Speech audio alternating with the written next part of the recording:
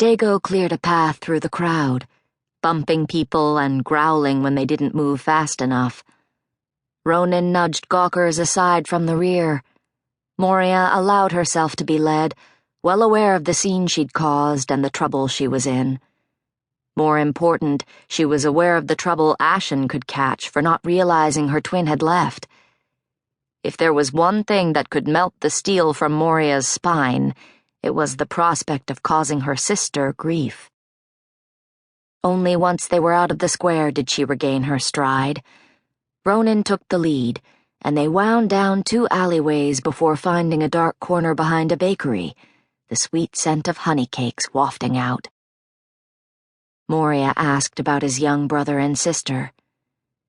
After 4 moons of exile in the forest of the dead, he'd been anxious to return to his orphaned siblings, left in the care of an aunt he feared would have them picking pockets for their keep. But now he answered with a quick, "They're well," before saying, "You don't know the meaning of inconspicuous, do you? All I had to do was follow the commotion, and there you were, in the midst of it." "I have no training in stealth and disguise," she said, "nor any reason to learn. I'm the keeper of Edgewood. I should walk where I wish." His look said she knew full well why she couldn't do that, but she only settled onto a crate. Dago took a seat beside her, leaving Ronan standing.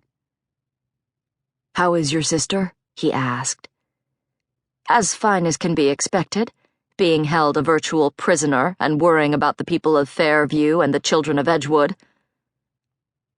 Ronan sighed. "You have no gift for the art of conversation, Moria. All right. I take it Ashyn as well.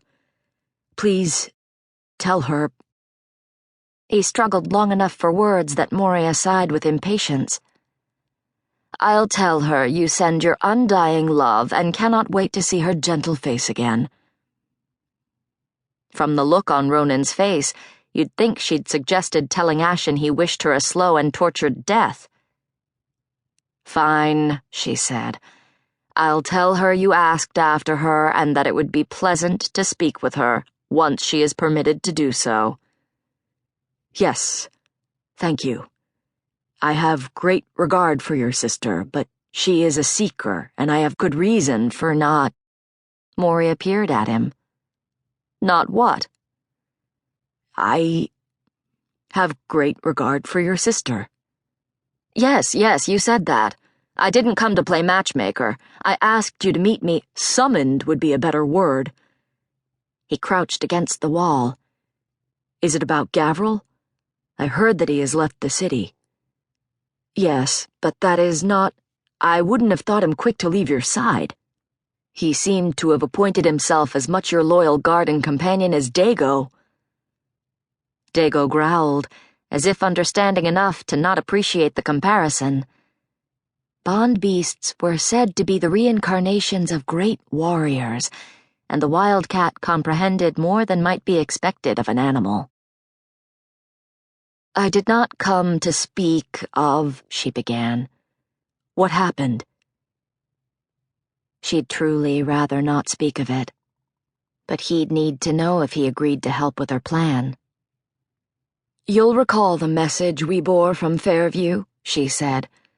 "For the Emperor, from those who held the children and villagers captive, it bore a seal, one that Gavril claimed not to recognize." Ronan nodded. "It was the Kitsune seal." Ronan pulled back. "Gavril must not have known. He did. It was a secondary seal used by his father. The former marshal did not perish in the Forest of the Dead. He is alive, and he is responsible for raising the shadow stalkers that destroyed Edgewood. He's also responsible for the Deathworms and the Thunderhawk. The rumors are correct. The Kitsune family knows sorcery. Gavril confirmed it in the wastes. I forced him to, having caught him at it." "But Gavril..."